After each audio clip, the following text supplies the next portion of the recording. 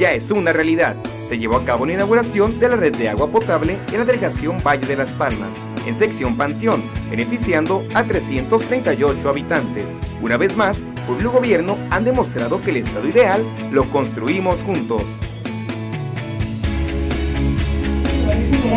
Lorenza, unas palabritas, hombre. ¿Qué siente? Cuéntenos. Gracias por apoyar este proyecto, porque pues sí era andar correteando y eso, y gracias a su apoyo que firmaron y pues se vino para acá. Y una gran satisfacción de que se haya desarrollado, que haya puesto yo un poquito para que esto llegara aquí y ustedes lo hayan aceptado y hayan creído también en eso.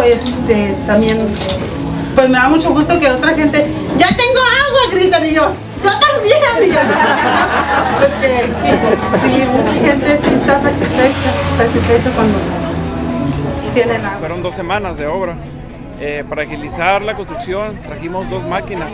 Anteriormente se había pensado en traer solamente una, pero fueron 2 y fueron 2 cuadrillas las que estuvieron laborando.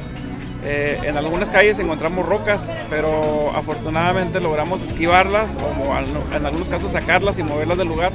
Es una gran satisfacción,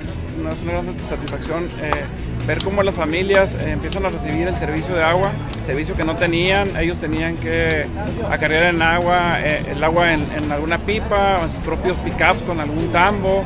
Tenían un servicio comunitario, el cual por deficiencia del pozo, que es muy poca agua, pues casi no recibían el agua por tubería, ¿no? Entonces hoy que estamos inaugurando aquí la obra, la gente se ve que está muy contenta. Buenos días, estamos aquí en la delegación Valle de las Palmas, en la sección Panteón, muy contentos porque estamos entregando una obra a la comunidad, una solicitud que se hizo hace meses para la introducción del servicio de agua potable. Y bueno, hoy le traemos buenas noticias a la comunidad para entregarle esta obra y puedan disfrutar de este líquido vital que es el agua potable, ya que venían padeciendo por años ya la falta de agua. Y bueno, el gobernador nos ha pedido que atendamos las solicitudes, las necesidades de la población de Tecate. Y bueno, con esto estamos cumpliendo ese compromiso que hizo él en el momento que llega a ser gobernador del estado.